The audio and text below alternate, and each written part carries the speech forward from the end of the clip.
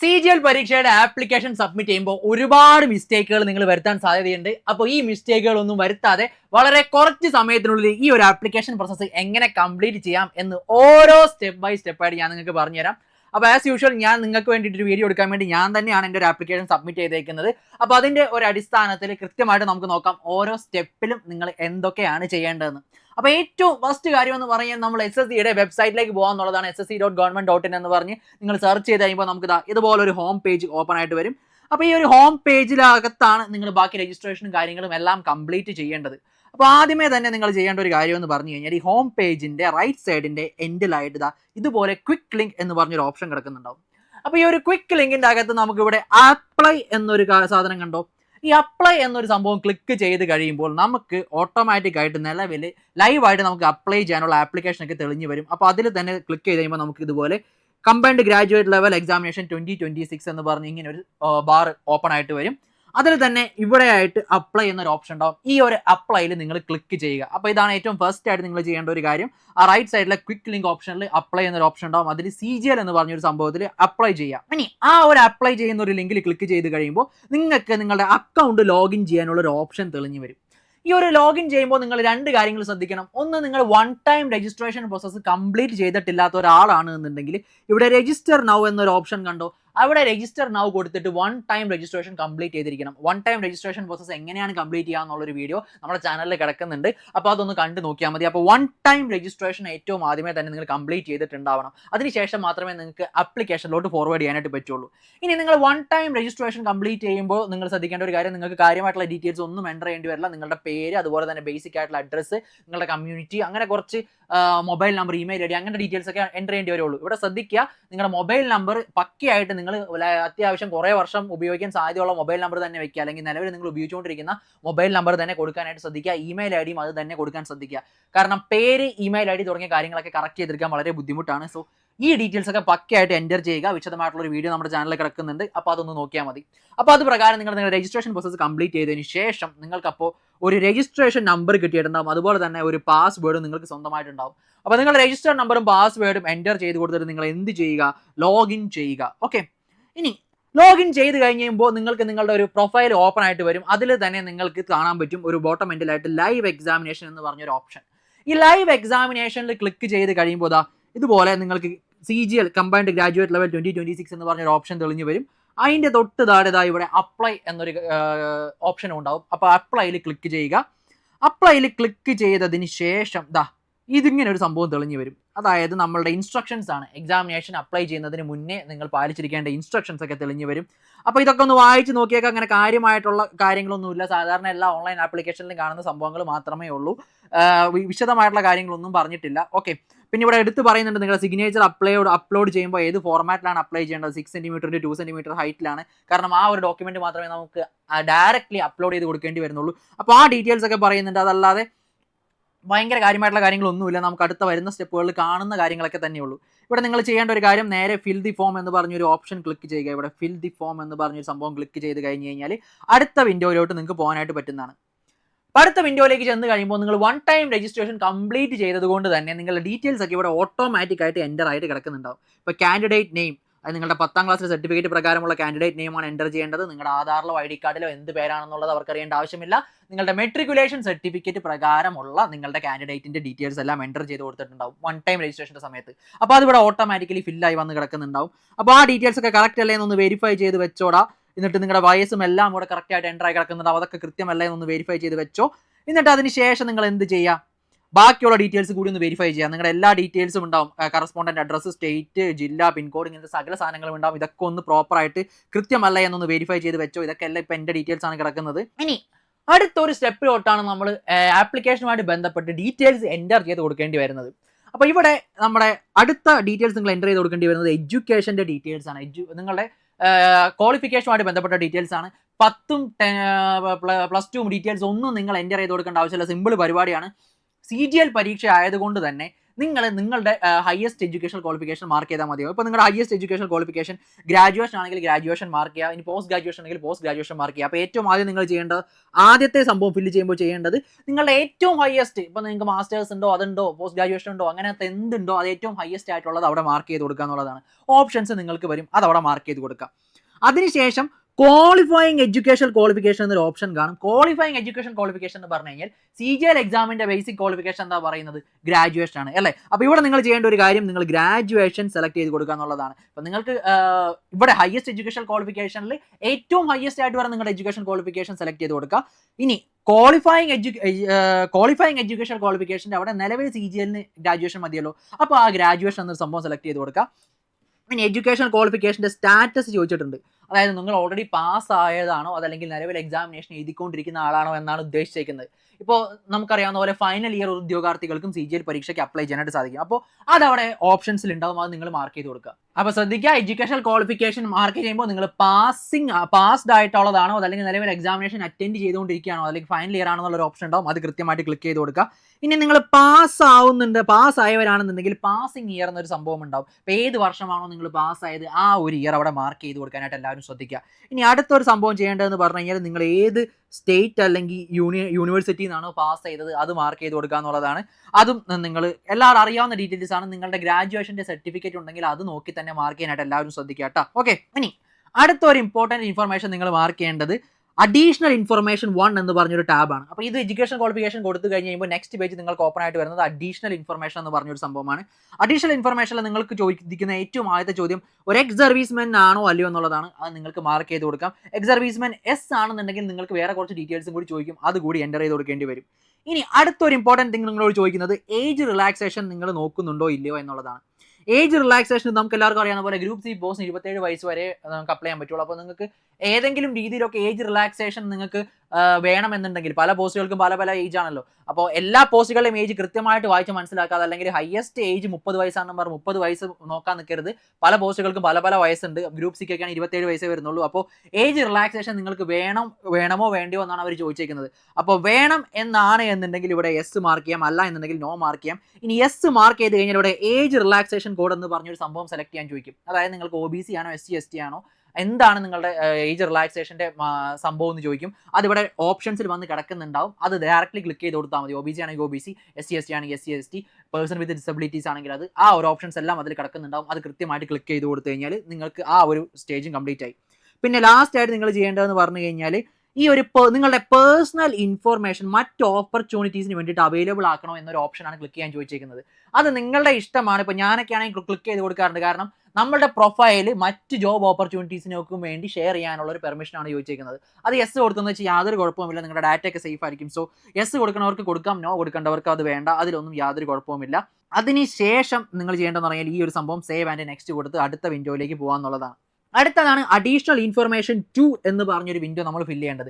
ഈ additional information 2വിൻ്റെ അകത്താണ് നിങ്ങൾ എന്ത് ചെയ്യേണ്ടി വരിക, നിങ്ങളുടെ എക്സാമിനേഷൻ സെൻറ്ററിൻ്റെ പ്രിഫറൻസും കാര്യങ്ങളൊക്കെ കൊടുക്കേണ്ടി വരിക. അതായത് നിങ്ങൾ ഏത് എക്സാമിനേഷൻ സെൻറ്റർ ആണ് എഴുതാൻ ഉദ്ദേശിക്കുന്നത്.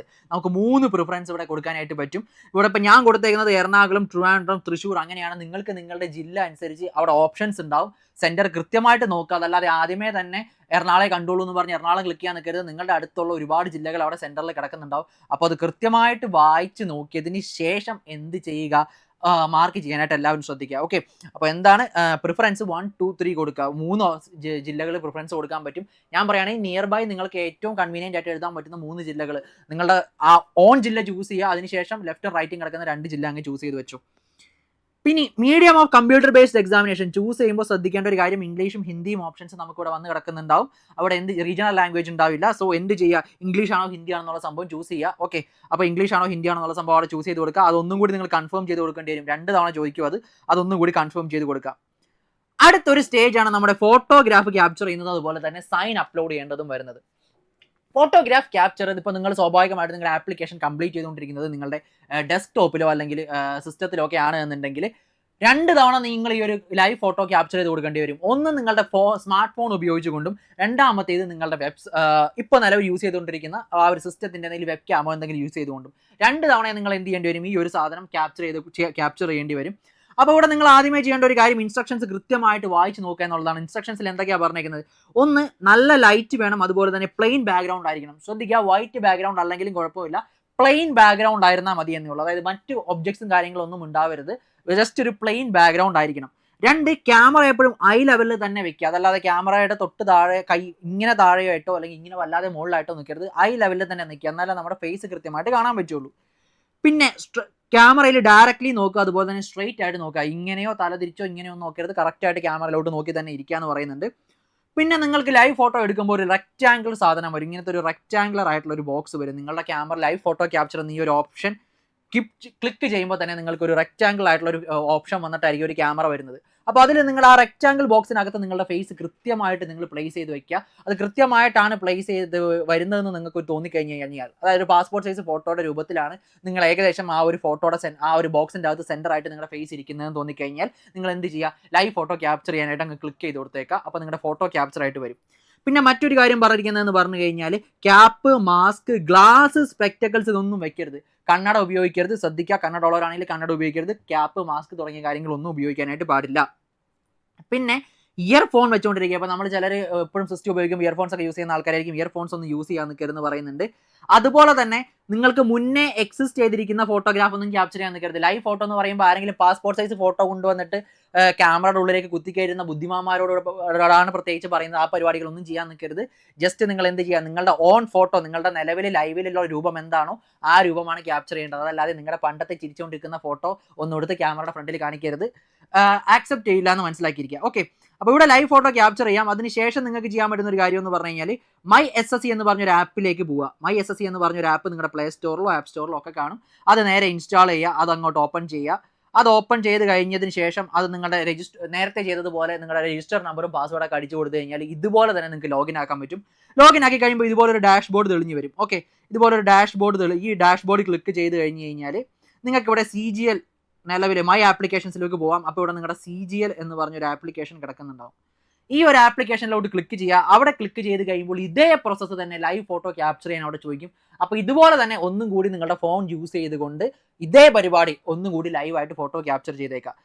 ഓക്കെ, ഇത്രയും പ്രോസസ്സ് നിങ്ങൾ കൃത്യമായിട്ട് കംപ്ലീറ്റ് ചെയ്തിരിക്കണം. ഇവിടെ മറ്റൊരു കാര്യം കൂടി ശ്രദ്ധിക്കേണ്ടത്, ആധാർ ഒതന്റിക്കേഷൻ ചോദിക്കും. ഓക്കെ, ആധാർ ഒതന്റിക്കേഷൻ എന്ന് പറഞ്ഞാൽ ഒന്നുമില്ല, നിങ്ങൾ ഇതേ ലൈവ് ആപ്ലിക്കേഷനിൽ പോയി കഴിയുമ്പോൾ അവിടെ പ്രോസസ്സ് കംപ്ലീറ്റ് ചെയ്യാൻ ഒരു ഓപ്ഷൻ കിടക്കുന്നുണ്ടാവും, ആധാർ ഒതന്റിക്കേഷൻ. അത് ക്ലിക്ക് ചെയ്ത് കഴിഞ്ഞ് കഴിയുമ്പോൾ നിങ്ങളുടെ ആധാർ ഒതന്റിഫിക്കേഷനും ഈസി ആയിട്ട് കംപ്ലീറ്റ് ആയിക്കോളും. പ്രത്യേകിച്ച് ഇഷ്യൂസ് ഉള്ള പ്രോസസ്സ് ഒന്നുമല്ല. നിങ്ങൾ ഈ ഒരു ആപ്പ് ഒന്ന് ഇൻസ്റ്റാൾ ചെയ്യേണ്ടി വരും. ആപ്പ് ഇൻസ്റ്റാൾ ചെയ്ത് കഴിഞ്ഞാൽ ഈസിലി കംപ്ലീറ്റ് ചെയ്യാനായിട്ട് പറ്റും. ഞാൻ വേണമെങ്കിൽ ഈ ഒരു ആപ്ലിക്കേഷൻ്റെ ഫോണിൽ ചെയ്യുന്ന പരിപാടി മാത്രം ഒന്ന് സെപ്പറേറ്റ് ആയിട്ട് ഒരു ലൈവ് വീഡിയോ എടുത്തിട്ട് അയച്ചു തരാം, എന്നാലും കുറച്ചും കൂടി ക്ലിയർ ആവുള്ളൂ എന്ന് വിചാരിക്കുന്നു.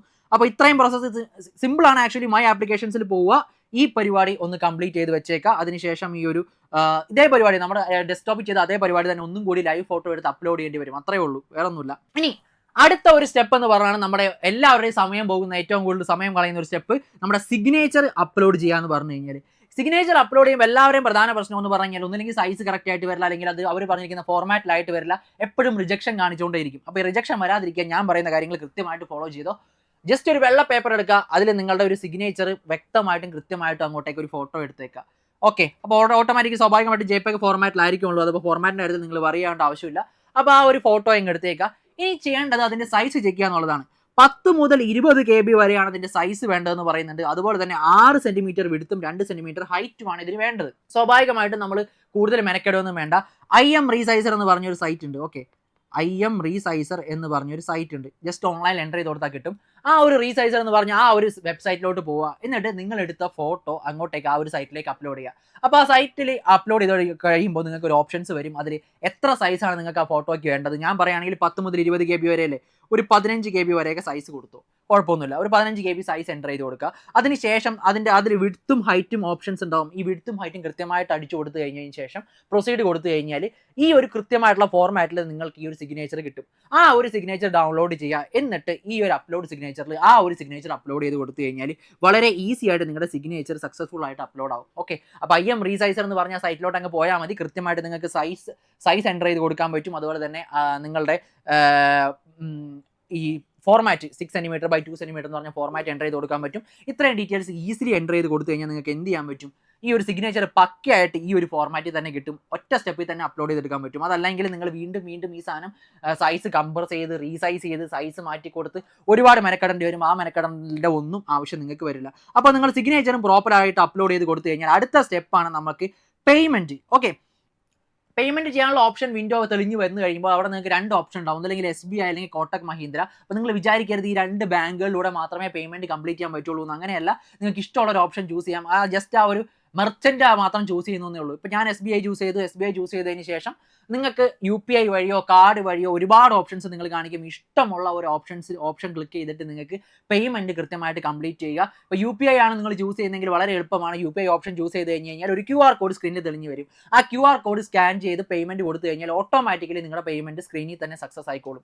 വേറെ ഒന്നും നിങ്ങൾ ചെയ്യേണ്ട ഒരു ആവശ്യമില്ല. അപ്പോൾ അല്ലാന്നാണെങ്കിൽ നിങ്ങൾ കാർഡ് ഡീറ്റെയിൽസ് എൻ്റർ ചെയ്ത് കൊടുത്തിട്ട് നിങ്ങൾക്ക് പേയ്മെന്റ് നടത്താം. ഇഷ്ടമുള്ള രീതിക്ക് നിങ്ങൾക്ക് പേയ്മെന്റ് ചെയ്യാം. ഒരു വിഷയമുള്ള കാര്യമല്ല. അപ്പോൾ പേയ്മെന്റ് കൃത്യമായിട്ട് കംപ്ലീറ്റ് ചെയ്ത് കഴിയുമ്പോൾ ഇതുപോലൊരു റെസീറ്റ് നിങ്ങൾക്ക് കിട്ടും. അപ്പോൾ ഈ റെസീറ്റ് പ്രിന്റ് എടുത്ത് വെച്ചോടാ. ആവശ്യം വരും, ഭാവിയിൽ എന്തെങ്കിലും കംപ്ലൈന്റ് ഒക്കെ ചെയ്യുകയാണെന്നുണ്ടെങ്കിൽ ആവശ്യം വരും. അപ്പോൾ ഇവിടെ നിങ്ങളുടെ സ്റ്റാറ്റസ് ശ്രദ്ധിക്കുക. ഇവിടെ സ്റ്റാറ്റസ് സക്സസ് അല്ലേ കാണിച്ചേക്കുന്നതെന്ന് ഉറപ്പ് വരുത്തിയേക്കാട്ടോ. അപ്പോൾ സ്റ്റാറ്റസ് മാത്രം ഒന്ന് ശ്രദ്ധിച്ചിരുന്നാൽ മതി. ബാക്കി നിങ്ങളുടെ രജിസ്ട്രേഷൻ നമ്പർ കാര്യങ്ങളൊക്കെ ഓക്കെ ആയിരിക്കും. ഓക്കെ, ഇനി അടുത്ത ഒരു സ്റ്റെപ്പ് എന്ന് പറഞ്ഞു കഴിഞ്ഞാൽ നിങ്ങളുടെ വെരിഫിക്കേഷൻ സ്റ്റാറ്റസ് ആണ്. അപ്പോൾ നിങ്ങൾ ഈ പ്രോസസ് ഒക്കെ കംപ്ലീറ്റ് ചെയ്തതിന് ശേഷം നിങ്ങൾ നേരെ നിങ്ങളുടെ ആപ്ലിക്കേഷൻ സ്റ്റാറ്റസ് ഒന്ന് പോയി ചെക്ക് ചെയ്തേക്കുക. നിങ്ങളുടെ പ്രൊഫൈലിൽ തന്നെ ആപ്ലിക്കേഷൻ സ്റ്റാറ്റസ് ഉണ്ടാവും. അതിലിവിടെ കണ്ടന്റ് വെരിഫിക്കേഷൻ സ്റ്റാറ്റസ് എന്ന് പറയുന്ന സംഭവം ഉണ്ടാവും. അപ്പോൾ ഇവിടെ നോക്കിക്കഴിഞ്ഞാൽ നിങ്ങളുടെ രജിസ്ട്രേഷൻ നമ്പർ ഓഫ് അറ്റംപ്റ്റ്സ്, ഫോട്ടോയും സിഗ്നേച്ചർ ഒക്കെ പ്രോപ്പറായിട്ട് അപ്ലോഡ് ചെയ്തിട്ടുണ്ടോ എന്ന് കാണാൻ പറ്റും. ആപ്ലിക്കേഷൻ്റെ സ്റ്റാറ്റസ് സക്സസ് അല്ലേ എന്ന് കാണാൻ പറ്റും. ഇതെല്ലാം സക്സസ് ആണ്. അതുപോലെ തന്നെ ഫോട്ടോയും സിഗ്നേച്ചർ ഒക്കെ അപ്ലോഡഡ് ആണ് എന്ന് വെരിഫൈ ചെയ്യാട്ടോ. വെരിഫൈ ചെയ്തിട്ടില്ലെങ്കിൽ ഒന്നും കൂടി ആപ്ലിക്കേഷനിൽ പോയി കംപ്ലീറ്റ് ചെയ്യേണ്ടി വരും. സ്വാഭാവികമായിട്ട് വെരിഫൈ ചെയ്താൽ മാത്രമേ ഈ ഒരു വെരിഫിക്കേഷൻ സ്റ്റാറ്റസ് നമുക്ക് കാണാൻ പറ്റുള്ളൂ. അപ്പോൾ ഈ ഒരു വെരിഫിക്കേഷൻ സ്റ്റാറ്റസ് ഫുൾ പ്രോസസ്സ് ഒരേ സ്റ്റെപ്പിൽ തന്നെ പോകുന്നതുകൊണ്ട് തന്നെ നിങ്ങൾ പേടിക്കേണ്ട ആവശ്യമൊന്നുമില്ല. ഇതൊക്കെ എന്തായാലും അപ്ലോഡഡ് ആയിരിക്കും. അപ്പോൾ എന്തായാലും ഒന്ന് ക്രോസ് ചെക്ക് ചെയ്തേക്കാം നിങ്ങളുടെ വെരിഫിക്കേഷൻ സ്റ്റാറ്റസിൽ ഇതെല്ലാം അപ്ലോഡഡ് അല്ലേ എന്നുള്ളത്. ഇനി പേയ്മെന്റ് ഡീറ്റെയിൽസും കൂടി ഒന്ന് ചെക്ക് ചെയ്തേക്കാം. കൃത്യമായിട്ടെല്ലാം വന്നിട്ടില്ലേ എന്നൊന്ന് ചെക്ക് ചെയ്തേക്കാം. ഇവിടെ എക്സംപ്റ്റഡ് ആണോ അല്ലയോ എന്ന് കാണിക്കേണ്ടതെന്ന് പറഞ്ഞാൽ ഇപ്പോൾ സ്ത്രീകൾക്ക് ഫീസ് അടയ്ക്കേണ്ട ആവശ്യമില്ല. അതുപോലെ തന്നെ SC ST വിഭാഗത്തിൽപ്പെട്ടവർക്കൊന്നും ഫീസ് അടയ്ക്കേണ്ട ആവശ്യമില്ല. അപ്പോൾ ഇവിടെ എക്സംപ്റ്റഡ് ആണോ അല്ലയോ എന്നുള്ളതാണ്. ഞാൻ എക്സംപ്റ്റഡ് അല്ലാത്തതുകൊണ്ടാണ് നോട്ട് എക്സംപ്റ്റഡ് എന്ന് കാണിച്ചേക്കുന്നത്. ഓക്കെ, അപ്പോൾ ബാക്കി ഡീറ്റെയിൽസ് എല്ലാം വെരിഫിക്കേഷൻ സ്റ്റാറ്റസിൻ്റെ അതൊന്ന് ചെക്ക് ചെയ്തേക്കാം. പേയ്മെന്റും കണ്ടന്റ് വെരിഫിക്കേഷൻ സ്റ്റാറ്റസ് ഇത്രയും ഒന്ന് ചെക്ക് ചെയ്തിരുന്നാൽ മതി. മെസ്സേജും കാര്യങ്ങളൊന്നും വരണമെന്നില്ല കേട്ടോ. നിങ്ങൾ സ്റ്റാറ്റസ് ഇവിടെ ചെക്ക് ചെയ്ത് കഴിഞ്ഞ് കഴിഞ്ഞാൽ ഉറപ്പ് വരുത്താം ആപ്ലിക്കേഷൻ സക്സസ് ആണോ അല്ലയോ എന്ന്. ഇപ്പോൾ എനിക്ക് മെസ്സേജ് ഒന്നും വന്നില്ല, പക്ഷേ വെരിഫിക്കേഷനിൽ പോയി ചെക്ക് ചെയ്ത് കഴിഞ്ഞപ്പോൾ ആപ്ലിക്കേഷൻ എല്ലാം സക്സസ് ആയിരുന്നു പ്രൊസീജിയർ. അപ്പോൾ ആ രീതിയിൽ നിങ്ങൾ ഉറപ്പ് വരുത്തിയാൽ മതി. മെസ്സേജ് ഒന്നും വന്നൊന്നും നിർബന്ധമില്ല. ഓക്കെ അല്ലേ? അപ്പോൾ ഇങ്ങനെയാണ് ഇതിൻ്റെ CGLൻ്റെ ആപ്ലിക്കേഷൻ സക്സസ്ഫുൾ ആയിട്ട് നമ്മൾ കംപ്ലീറ്റ് ചെയ്യാന്നുള്ളത്. ആപ്ലിക്കേഷൻ കംപ്ലീറ്റ് ചെയ്താൽ മാത്രം പോലെ നമുക്കിനി പഠിച്ചു തുടങ്ങണം. വളരെ കുറച്ച് സമയത്തിനുള്ളിൽ ഈ ഒരു CGL പരീക്ഷ ക്രാക്ക് ചെയ്യണോ. നമ്മുടെ SSCയുടെ CGLന്റെ ക്രാഷ് ബാച്ച് ലോഞ്ച് ചെയ്തു. അപ്പോൾ ക്രാഷ് ബാച്ച് എന്ന് പറയുമ്പോൾ ആരും വിചാരിക്കരുത് എല്ലാവരും ഇത്രയും വർഷം ഇരുന്നിട്ട് പഠിച്ചിട്ട് കിട്ടാത്തൊരു സംഭവം ക്രാഷ് ബാച്ചിലൂടെ എങ്ങനെയാണ് നമ്മൾ ക്രാക്ക് ചെയ്യിച്ചെടുക്കാന്ന്. ഇതിന് ഞാൻ പറഞ്ഞു തരാം ഇതിനുള്ള ഉത്തരം. അതായത് 3 മാസം കൊണ്ട് നിങ്ങൾക്ക് ടയർ 1 ക്രാക്ക് ചെയ്യിക്കാനാണ് ക്രാഷ് ബാച്ച് യൂസ് ചെയ്യേണ്ടത്. ഇനി ഈ ടയർ 1നോടൊപ്പം തന്നെ നിങ്ങൾക്ക് ടയർ 2ന്റെ കണ്ടന്റും ഓട്ടോമാറ്റിക്കലി തരുന്നുണ്ട്. പക്ഷേ അത് നിങ്ങൾ പഠിക്കുന്നതിനോടൊപ്പം നിങ്ങൾ ടയർ 1 ഓട്ടോമാറ്റിക്കലി ക്രാക്ക് ആയിട്ട് പോവുകയാണ്. ഇനി ടയർ 2ലേക്ക് വരുമ്പോൾ നമ്മൾ ഫോക്കസ് ചെയ്യുന്നത് കുറച്ചും കൂടി അഡ്വാൻസ്ഡ് ആയിട്ടുള്ള കുറച്ച് മാത്തമാറ്റിക്കൽ പോർഷൻസും പിന്നെ എക്സ്ട്രാ വരുന്ന കമ്പ്യൂട്ടർ അങ്ങനത്തെ ടോപ്പിക്കുകളൊക്കെ നിങ്ങൾക്ക് ആ ഒരു ടയർ 2ന്റെ കാലഘട്ടത്തിലായിരിക്കും കംപ്ലീറ്റ് ചെയ്യുക. അപ്പോൾ ഈ ഒരു രീതിക്ക് സ്പെഷ്യൽ ആയിട്ടാണ് നമ്മൾ ഈ ഒരു ക്രാഷ് ബാച്ച് ഡിസൈൻ ചെയ്തേക്കുന്നത്. ടയർ 1 ഒരു ക്രാഷ് കോഴ്സിലൂടെ നിങ്ങൾ ക്രാക്ക് ചെയ്യിക്കുക. കാരണം കുറച്ച് സമയമേ ഉള്ളൂ. ടയർ 2 ആകുമ്പോഴേക്കും ഫുൾ ആയിട്ടുള്ള സിലബസ് കംപ്ലീറ്റ് ചെയ്ത് CGL പരീക്ഷയ്ക്ക് നിങ്ങളെ കംപ്ലീറ്റ് ആയിട്ട് റിവിഷൻ പ്ലാനും സ്റ്റഡി പ്ലാനും ഒക്കെ അടക്കം റെഡിയാക്കി വെക്കുക. അപ്പോൾ ഈ ക്രാഷ് ബാച്ചുമായിട്ട് ബന്ധപ്പെട്ട് നിങ്ങൾക്ക് കൂടുതൽ സംശയങ്ങളും കാര്യങ്ങളൊക്കെ ഉണ്ടെങ്കിൽ താഴെ കാണുന്ന ഗൂഗിൾ ഫോം ഒന്ന് ഫില്ല് ചെയ്താൽ മാത്രം മതി. അതല്ല എന്നുണ്ടെങ്കിൽ ഈ ഒരു നമ്പറിലോട്ടൊന്ന് കോൺടാക്ട് ചെയ്തോ. പിന്നെ CGL പരീക്ഷയുമായി ബന്ധപ്പെട്ട് നിങ്ങൾക്ക് ഫ്രീ നോട്ടും അതുപോലെ ഡെമോ ക്ലാസ് ഒക്കെ കാണണമെന്നുണ്ടെങ്കിൽ സൂപ്പർ നോട്ട്സിന്റെ ആപ്പ് ഒന്ന് ഡൗൺലോഡ് ചെയ്ത് വെച്ചോടാ. കൂടാതെ വരുന്ന ദിവസങ്ങളിൽ ഈ എക്സാമിനേഷനുമായിട്ട് ബന്ധപ്പെട്ടുള്ള കൂടുതൽ വിശദമായിട്ടുള്ള ഡീറ്റെയിൽസ് എല്ലാം അടങ്ങിയിട്ടുള്ള വീഡിയോസ് ഞാൻ ചെയ്യുന്നതാണ്. അപ്പോൾ നമ്മുടെ ചാനൽ ഒന്ന് സബ്സ്ക്രൈബ് ചെയ്തിട്ടോ. കൂടാതെ ഈ PPT കാര്യങ്ങളൊക്കെ ഞാൻ നമ്മുടെ ടെലിഗ്രാം ചാനൽ ഒന്ന് ഷെയർ ചെയ്തേക്കാം. അപ്പോൾ ടെലിഗ്രാം ചാനലും കൂടി ഒന്ന് ജോയിൻ ചെയ്തോ. അപ്പോൾ എന്തായാലും എല്ലാവരും നല്ല അടിപൊളിയായിട്ട് പഠിച്ചോടെ. എനിക്ക് ഇനി അധികം സമയം കളയാനില്ല. വാശിയോടെ പഠിക്കാൻ നിങ്ങൾ റെഡിയാണോ? നേരെ ഈ ഒരു നമ്പറിലോട്ടൊന്ന് വിളിച്ചോ. അതായത് നമുക്ക് ഈ ഒരു സമയം മതി ശരിക്കും പഠിച്ചെടുക്കാനായിട്ട്. പക്ഷേ നിങ്ങൾ ഒരു നിമിഷം പോലും വേസ്റ്റ് ആക്കരുത്. കൃത്യമായിട്ടായിരിക്കണം നിങ്ങളുടെ സ്റ്റഡി പ്ലാൻ. കൺസിസ്റ്റന്റ് ആയിരിക്കണം. പ്രോപ്പറായിട്ട് പ്ലാനോട് കൂടി പഠിക്കുക. ചുമ്മാ പഠിക്കാൻ ആർക്കും പറ്റും. പക്ഷെ കൃത്യമായിട്ട് ഒരു ദിവസം എന്തൊക്കെ പഠിക്കണം എന്നുള്ള കാര്യം കൃത്യമായിട്ട് പ്ലാൻ ചെയ്ത് തന്നെ പഠിക്കാൻ. ഇപ്പോൾ നമ്മൾ ഇവിടെ ക്ലാസ് എടുക്കുമ്പോൾ എന്ന് പറഞ്ഞു കഴിഞ്ഞാൽ ചുമ്മാ ക്ലാസ് നിങ്ങൾക്ക് തരികയല്ല. ഒരു വീക്ക്ലി സ്റ്റഡി പ്ലാൻ ഉണ്ടാവും. അതായത് ഒരാഴ്ച നിങ്ങൾ എന്തൊക്കെയാണ് ചെയ്യേണ്ടത്, ഇത്ര ക്ലാസ്സുകൾ നിങ്ങൾ കാണണം, ഇത്ര നോട്ട് വായിക്കണം, ഇത്ര മോക്ക് ടെസ്റ്റുകൾ നിങ്ങൾ എടുക്കണം. അങ്ങനെ എല്ലാ കാര്യങ്ങളും കൃത്യമായിട്ട് പോകണം. അതല്ലാതെ ചുമ്മാ പഠിച്ചുകൊണ്ടിരുന്നിട്ട് കാര്യമില്ല. നിങ്ങൾക്ക് അതിന് റിവിഷൻ ചെയ്യണം, മോക്ക് ടെസ്റ്റുകൾ എടുക്കണം. ഇതെല്ലാം ഒരേ സമയം മുന്നോട്ട് പോകണം. എങ്കിൽ മാത്രം ഈ ഒരു എക്സാമിനേഷൻ ക്രാക്ക് ആയുള്ളൂ. അപ്പോൾ ആ ഒരു രീതിക്ക് വേണം നിങ്ങൾ നിങ്ങളുടെ സ്റ്റഡി പ്ലാനും കാര്യങ്ങളൊക്കെ ഡിസൈൻ ചെയ്ത് മുന്നോട്ടേക്ക് പോകാൻ. അപ്പോൾ എന്ത് സംശയം ഉണ്ടെങ്കിലും നിങ്ങൾക്ക് ഈ ഒരു നമ്പറിലോട്ട് നമ്മളെ വിളിച്ചോ. ഒരു മടിയും ആരും വിചാരിക്കേണ്ട ആവശ്യമില്ല. അപ്പോൾ എന്തായാലും വീണ്ടും കാണാം. Thank you and bye bye.